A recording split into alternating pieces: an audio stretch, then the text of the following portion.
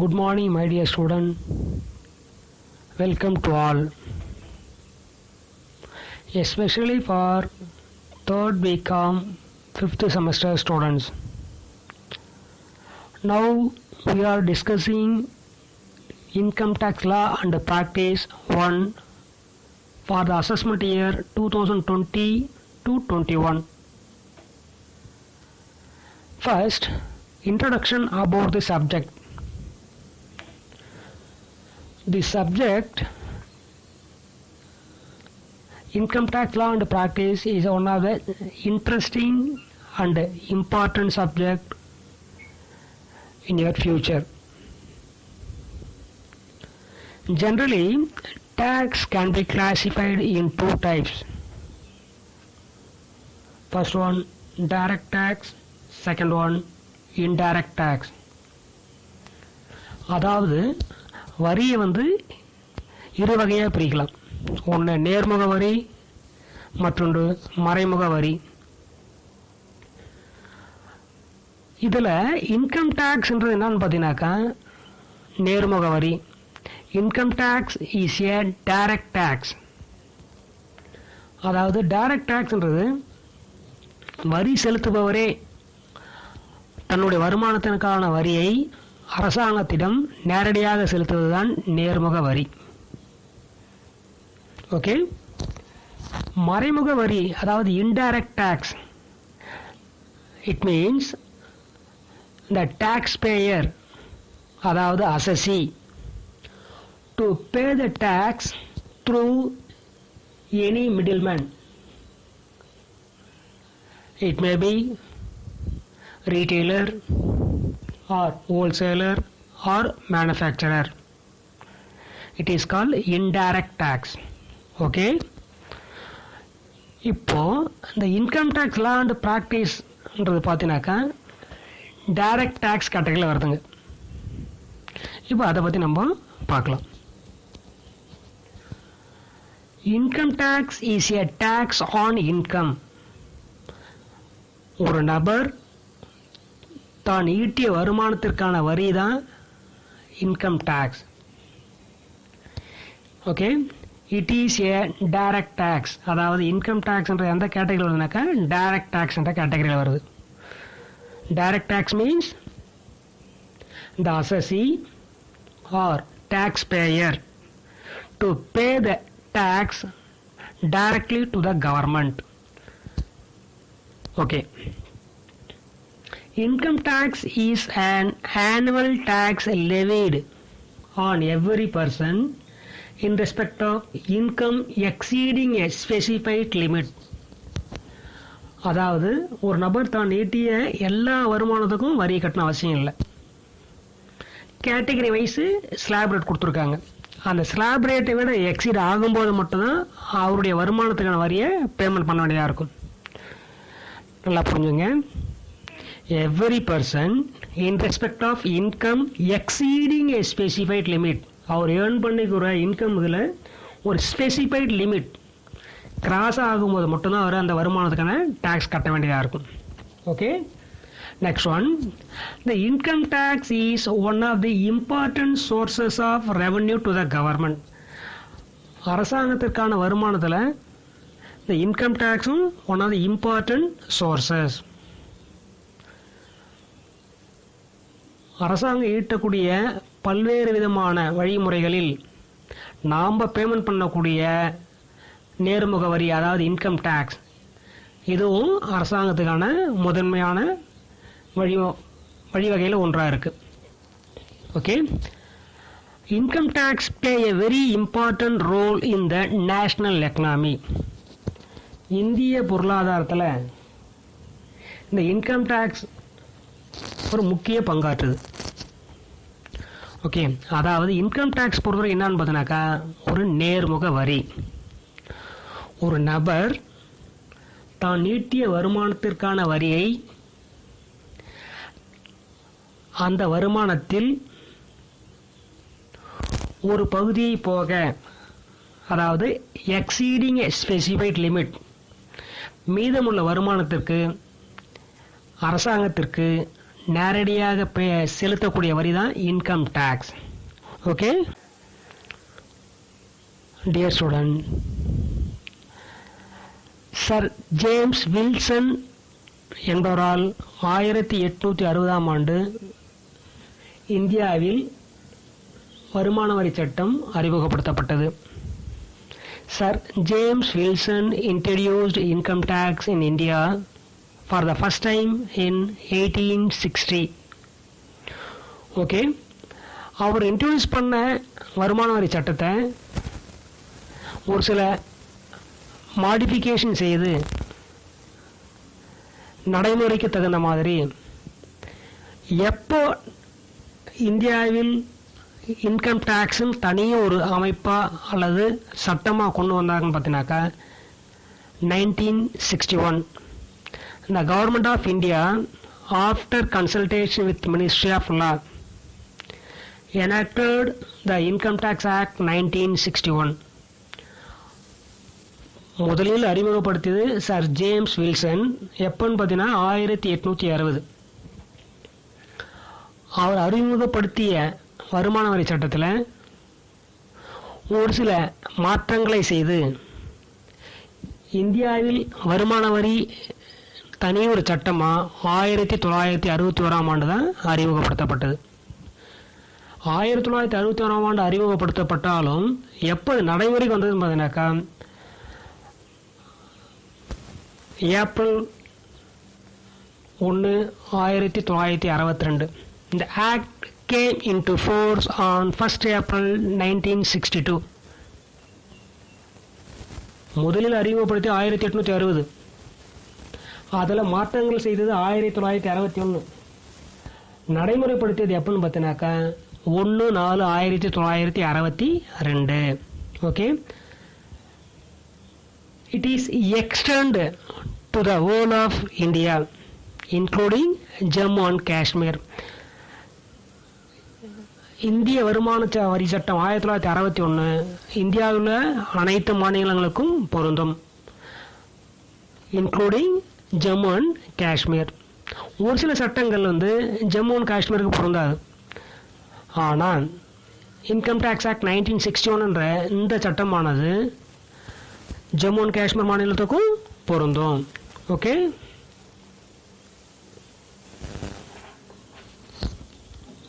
assessment year 2020-21 under section 2 subsection 9. Assessment means assess the value of income.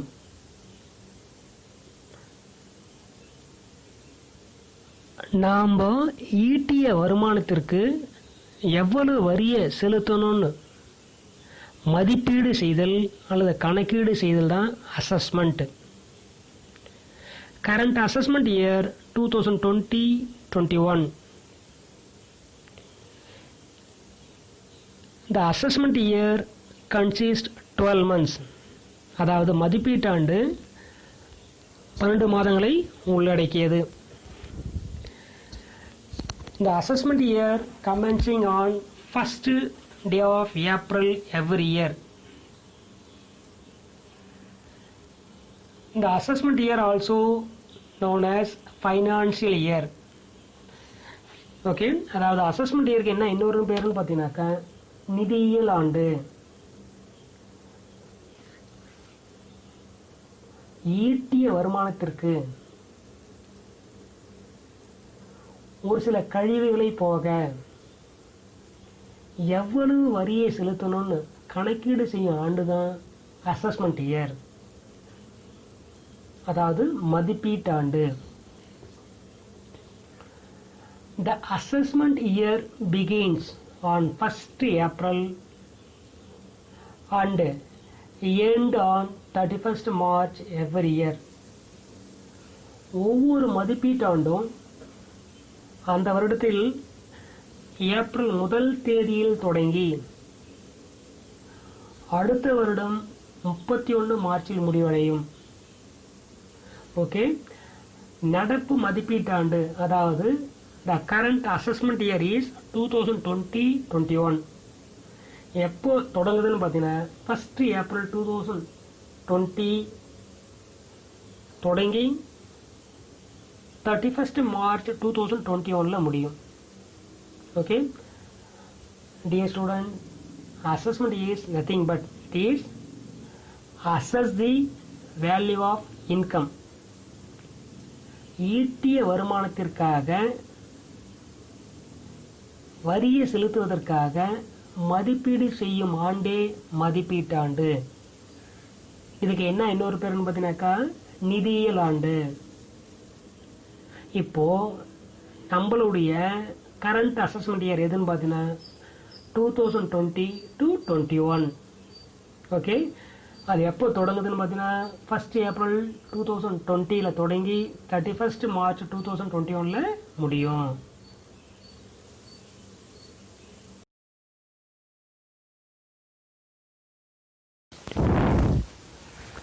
Previous year 2019-20.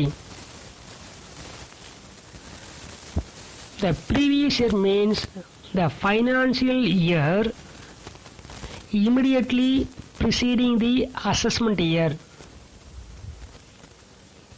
அதாவது நிதியியல் R கணக்கீட்டாண்டு அல்லது மதிப்பீட்டாண்டிற்கு முந்தைய ஆண்டு தான் ப்ரீவியஸ் இயர். ஓகே, இன்னும் சிம்பிளாக பார்த்தீங்கன்னா எந்த வருடம் இன்கம் ஏர்ன் பண்ணுறோமோ அந்த வருடம் ப்ரீவியஸ் இயர். ஏர்ன் பண்ணிக்கிற இன்கமுக்கு டேக்ஸ் கட்டக்கூடிய இயர் அசஸ்மெண்ட் இயர். அவ்வளோதான், very simple. Okay, income earn பண்ணக்கூடிய இயர், வருமானம் ஈட்டக்கூடிய ஆண்டு ப்ரீவியஸ் இயர். ஈட்டிய வருமானத்திற்கு வரி செலுத்தக்கூடிய ஆண்டு assessment year. Okay, the current previous year is 2019-20. அதாவது 1/4/2019 தொடங்கி 31/3/2020 முடியும்.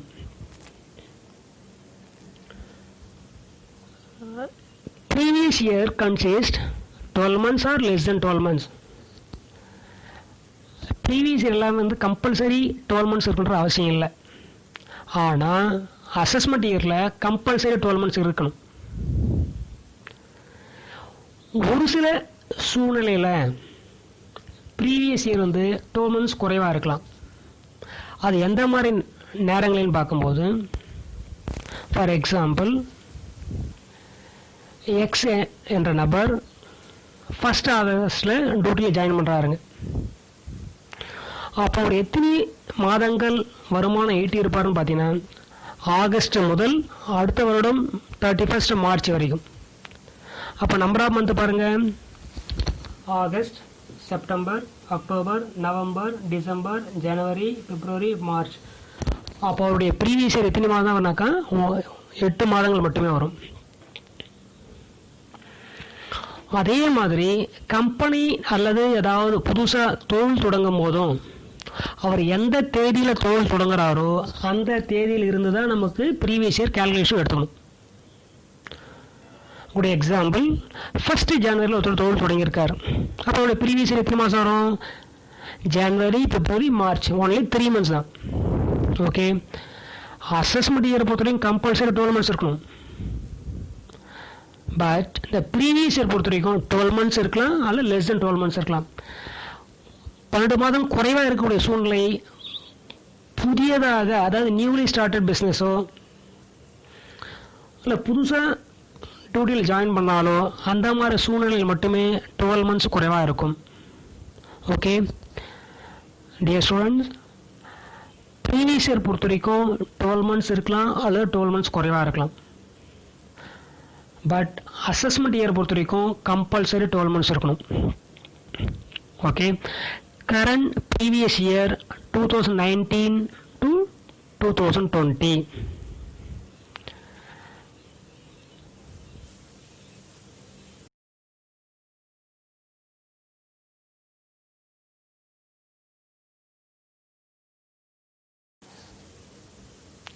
person under section 2 subsection 31. The term person include an individual, HUF, company, firm, AOP. Okay, an individual category யாரெல்லாம் வராங்க பார்த்தீங்கன்னா, individual may be male, female, major, minor and lunatics. அப்போ individual தனிப்பட்ட நபர்ன்ற கேட்டகரியில் அவர் ஆணாகவோ அல்லது பெண்ணாகவோ மேஜராகவோ அல்லது மைனரான நபராகவோ இருக்கலாம். Okay, next HUF, Hindu undivided family, பிரிவினையாகாத கூட்டு குடும்பம். பிரிவினையாகாத இந்து கூட்டு குடும்பம், அதுதான் வந்து இந்து அன்டிவைடட் ஃபேமிலி. இதை யார் மெயின்டைன் பண்ணுறாங்க பார்த்தீங்கன்னா, karta. Karta is a person. So person கேட்டகரியில் HUFம் வரும். Third one company. Company also one of the person. Firm means partnership firm. Last one AOP, association of person. அது யாருன்னு பார்த்தீங்கன்னா, it consists 2 or more person join for a common purpose or common action with a view to produce income, profit or gain. ஒரு சில நபர்கள் ஒன்று சேர்ந்து பொதுவான நோக்கத்திற்காக தொழில் தொடங்கி அதன் மூலம் வருமானம் ஈட்டுதலே association of other person. Okay, so persons include யாரெல்லாம் வராங்க பார்த்தீங்கன்னா, இண்டிவிஜுவலாக இருக்கலாம், HUFஆக இருக்கலாம், கம்பெனியாக இருக்கலாம், பார்ட்னர்ஷிப் ஃபார்மாக இருக்கலாம், அல்லது AOPயாக இருக்கலாம். Okay, assessee under section 2 subsection 7. An assessee is a person who has liability to pay any tax or any other sum of money under the Income Tax Act 1961. அசஸின்றது யார் வரியை செலுத்துகிறாங்களோ, வரியை செலுத்தும் நபரே அசஸி. தான் ஈட்டிய வருமானத்திற்காக வரி செலுத்தும் நபரே அசஸி. ஓகே, இந்த அசஸின் கேட்டகரியில் யாரெல்லாம் வராங்க பார்த்தீங்கன்னா, தன்னுடைய வருமானத்திற்காக வரி செலுத்தும் நபரோ அல்லது மற்றவரின் வருமானத்திற்காக வரி செலுத்தும் நபரோ இருக்கலாம். Own or other persons income or loss. Okay, next one, any person who is deemed to be an assessee or assessee in default. Deemed to be an assessee means வரி செலுத்தும் நபராக கருதப்படுதல். மற்றவரின் வருமானத்திற்காக அவரின் சார்பாக வரி யார் செலுத்துகிறாரோ அவரே deemed to be an assessee. Okay, last one, assessee in default. It means a person who has failed to fulfill his statutory obligation as per the Income Tax Act 1961. எந்த ஒரு நபர் தான் ஈட்டிய வருமானத்திற்கு வரி செலுத்த மறுக்கின்றாரோ அவரே assessee in default. Okay, assessee means ஒரு individual person or company or firm or AOP and HUF.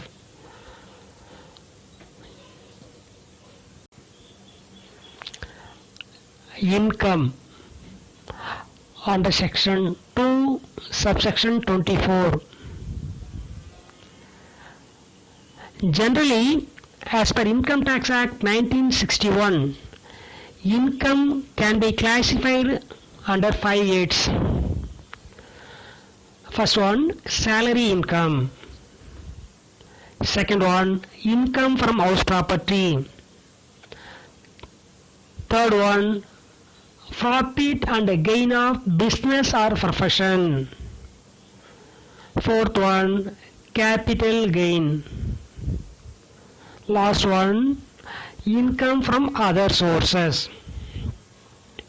பொதுவாக வருமானத்தை இந்த 5 தலைப்பின் கீழ் தான் கால்குலேட் பண்ணுறாங்க. First one, salary income means அதில் பேசிக் கான்செப்ட் என்னன்னாக்கா எம்ப்ளாயர் அண்ட் எம்ப்ளாயி ரிலேஷன்ஷிப் மூலமாக ஏர்ன் பண்ணுறது எல்லாமே salary income. Okay, worker and owners relationship, it is A salary income. Second one, income from house property means தன்னுடைய வீட்டை வாடகைக்கு விட்டு அது மூலிமா இன்கம் ஏர்ன் பண்ணுறதா வந்து இன்கம் ஃப்ரம் ஹவுஸ் ப்ராப்பர்ட்டி. இப்போ இந்த இடத்துல வீட்டு owner, that is house owner, is called landlord. வாடகை இருக்காருங்க, அவரோட நேம் வந்து டெனன்ட். அப்போ என்ன ரிலேஷன்ஷிப் இருக்கணும்? Landlord and tenant. ஓகே, ஒரு லேண்ட்லார்ட் அல்லது ஹவுஸ் ஓனர் தன்னுடைய வீட்டை வாடகைக்கு விட்டு அது மூலிமா ஏர்ன் பண்ணக்கூடிய இன்கம் தான் வந்து income from house property. Okay, third one, profit and gain of business or profession. வியாபாரம் செய்து அல்லது தன்னுடைய தனிப்பட்ட திறமையின் மூலமாக இன்கம் ஏர்ன் பண்ணுறா வந்து income from business or profession. Okay, fourth one, capital gain. It means gain arise from transfer of capital assets. Capital gain classified in 2 types. First one, short term capital gain. Second one, long term capital gain. அதாவது ஒரு மூலதன சொத்தை விற்பனை செய்வதன் மூலமாக கிடைக்கக்கூடிய ஆதாயம் தான் வந்து கேபிட்டல் கெயின். இது நீண்ட காலம் ஒன்று, மற்றொன்று குறுகிய காலம். Okay, last one, income from other sources. இதில் எதெல்லாம் வரும்னு பார்த்தீங்கன்னா interest income, casual income, dividend income, any other income. இன்னும் ஷார்ட்டாக சொல்லணும்னு பார்த்தீங்கன்னா salary income, income from house property, income from business or profession, capital. இந்த 4 ஹெட்டிங்களை தவிர மற்ற எல்லா இன்கம் எங்கே வரும்னு பார்த்தீங்கன்னாக்கா income from other sources. Totally 5 heads. First one, salary. Second one, house property. Third one, business or profession. Fourth one, capital gain. Last one, other sources. இந்த first இருக்கக்கூடிய 4 ஹெட்டிங்கில் salary, house property, business or profession, capital gain, இந்த 4 ஹெட்டிங்கில் வரக்கூடிய income தவிர மற்ற எல்லா இன்கமும் இன்கம் ஃப்ரம் அதர் சோர்ஸ் ஹெட்டிங்கில் வரணும். ஓகே, அப்போது ஜென்ரலாக இன்கம் டேக்ஸ் ஆக்ட் பிரகாரம் இன்கம்மை இந்த 5 ஹெட்ஸில் தான் கால்குலேட் பண்ணுறாங்க. Income tax slab rate for the assessment year 2020-21. for individual age less than 60 years old. Up to rupees 2,50,000 there is no tax. Second rate, rupees 2,50,000 1 to rupees 5 lakhs at 5%.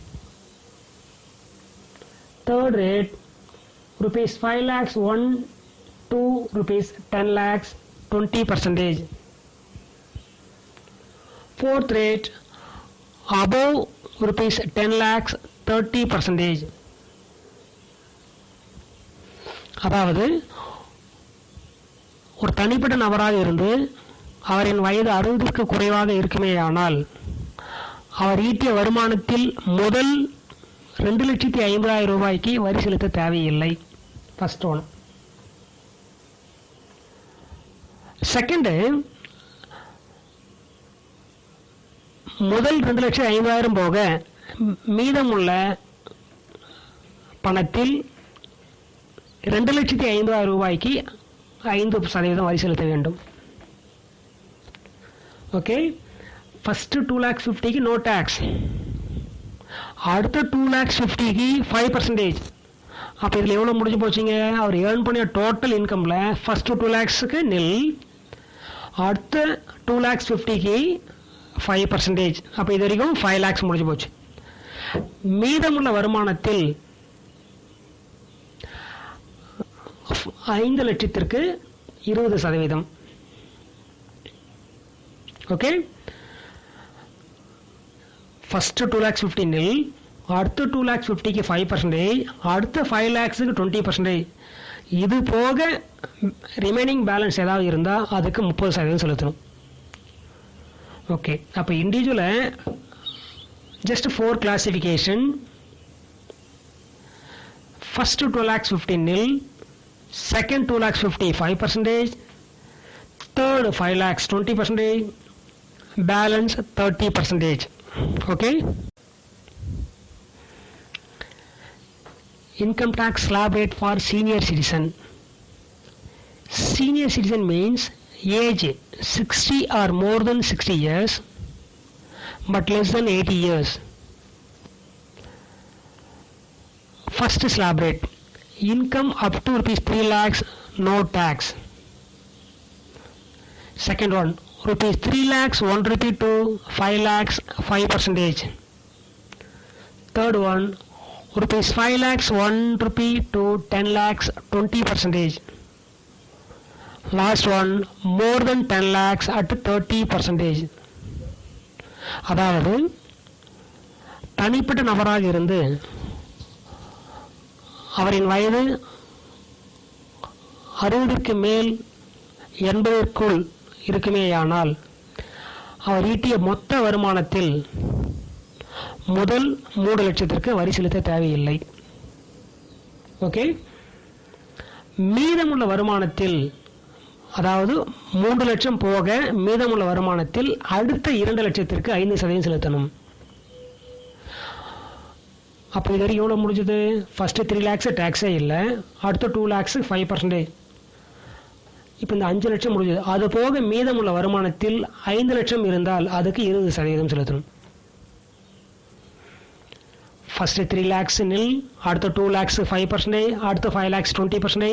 இது போக மீதம் ஏதேனும் இருக்குமே ஆனால் அதற்கு 30% செலுத்த வேண்டும்.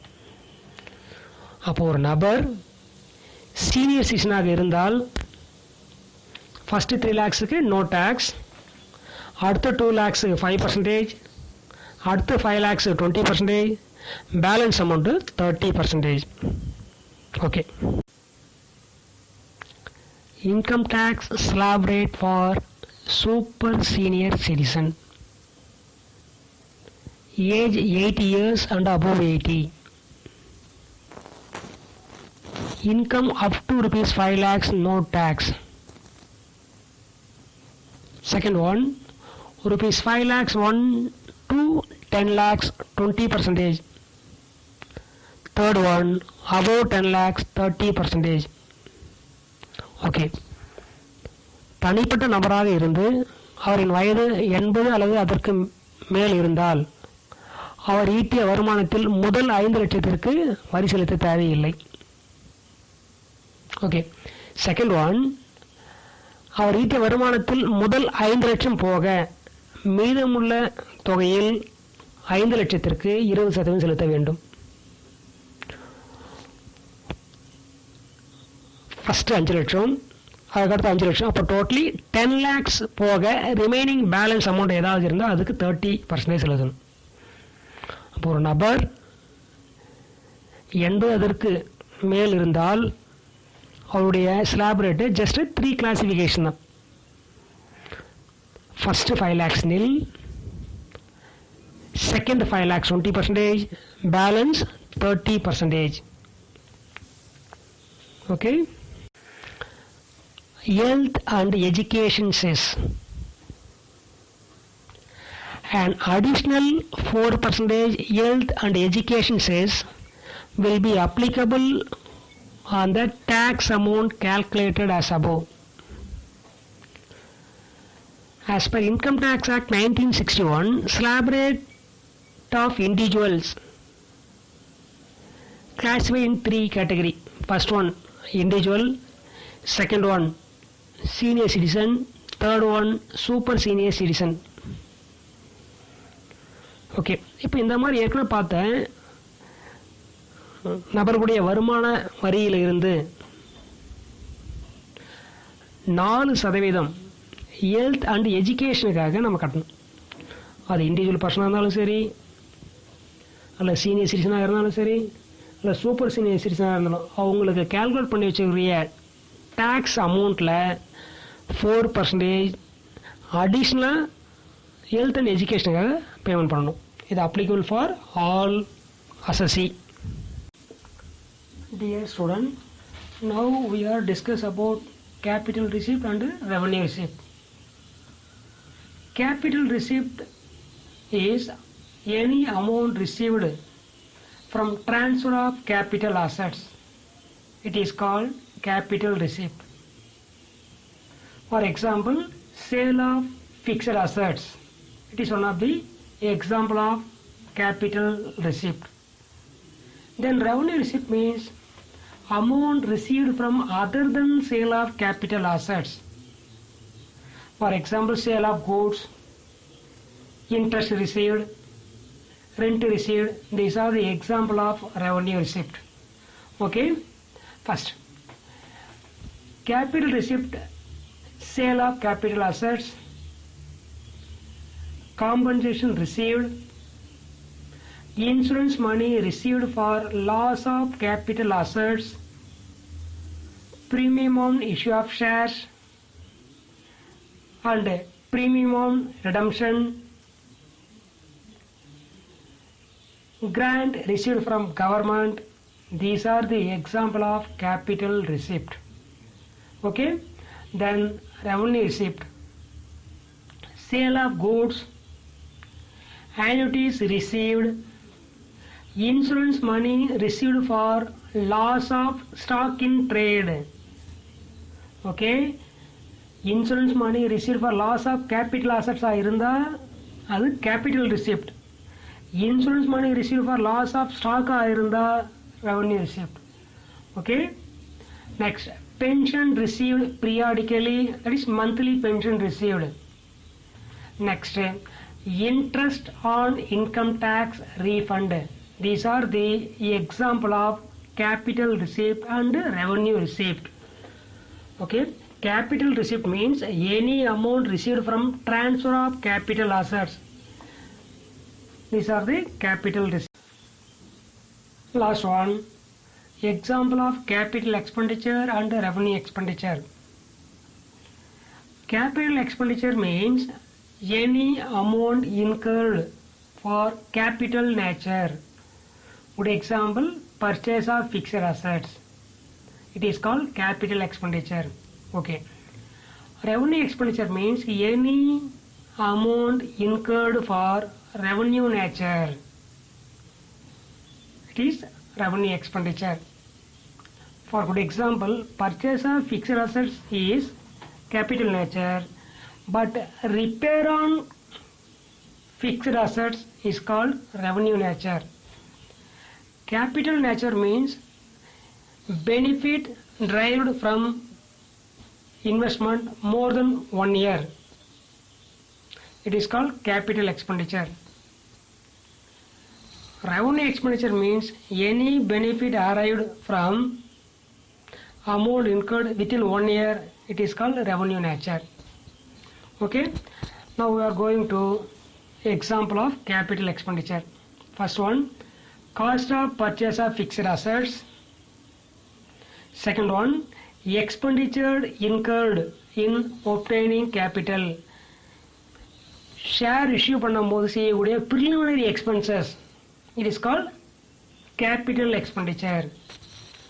Next one, payment made for obtaining license. License is the benefit arrived from more than 1 year. Okay, it is treated as a capital expenditure. License வாங்குறதுக்காக செய்யக்கூடிய எக்ஸ்பென்ஸ் தான் வந்து capital expenditure. Okay. Next one, payment made for the purchase of mining right, leasing right or mining right. These are the example of capital expenditure. Last one, expenditure incurred in acquiring a sources of income. Good example, construction of building, expansion of building. These are the example of capital nature. Okay. Example of revenue expenditure. Cost of goods bought for resale. என்ன purpose goods வாங்கியிருக்கோம், resale பர்பஸ்க்காக நம்ம goods வாங்கியிருந்தா it is relates revenue nature. Next one, expenditure incurred in raising loan. Loan வாங்குறதுக்காக செய்யக்கூடிய legal expenses it is relates revenue nature. Next one, amount paid as fees for renewal of license. License வாங்குறதுக்காக payment பண்ணக்கூடிய expenditure வந்து capital nature. But renewal fee relates revenue nature. Yearly once வந்து license renewal பண்ண வேண்டியதாக இருக்கும். But அதோட benefit within 1 year. It is relates revenue nature. But license வாங்குறதுக்காக செய்யக்கூடிய initial investment it is relates capital nature. Okay. Next one, expenditure incurred in finding out customers. New customer raise பண்ணுறதுக்காக இல்லை gather பண்ணுறதுக்காக mobilise பண்ணுறதுக்காக செய்யக்கூடிய advertisement expenditure or any discount nature distribute revenue nature. Last one, expenditure incurred in training apprentice. கம்பெனியோட எம்ப்ளாயிக்காக training provide பண்ணுறதுக்காக கொடுக்கக்கூடிய training fees, trainers fees distribute revenue nature. So expenses major classification 2. First one is capital nature, second one is revenue nature.